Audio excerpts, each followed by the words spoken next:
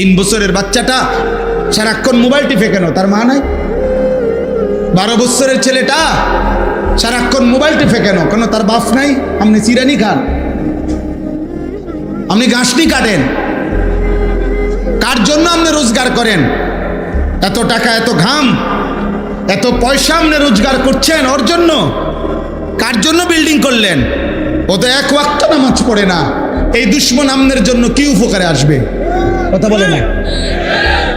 হ্যাঁ, ওই বাপ, আপনি যে আজকে 60 বছর হয়ে গেল, আপনি যে আজকে 30টা বছর ধরে এই বাজারে মাথার ঘাম পায়ে ফেলাইয়া একটা একটা টাকা রোজগার করেন, ব্যবসা করেন, আপনার স্ত্রীও বেপর্দা, আপনার ছেলেও নামাজ পড়ে না, আপনার মেয়েও পর্দা করে না, আপনি এনে বাজারে ঘাম ঝরে আর তারা বইয়া বইয়া টেলিভিশনে ঘরে সোফাত বইয়া তারা নর্তকীর নাচ দেখে, নাটক দেখে, সিনেমা দেখে।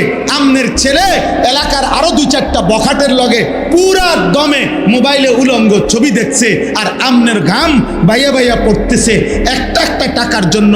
এই দুশ্মন যারা, আল্লাহর দুশ্মন, নবীর দুশ্মন, ইমান ইসলামের দুশ্মন, যাদের ওযু নাই, সেজদা নাই, নামাজ নাই, দিন নাই, শরীয়ত নাই, এদের জন্য যে আপনি এত কষ্ট করলেন, এরা আপনার দুনিয়ার কি কাজে আসবে, আখিরাতের কি কাজে আসবে?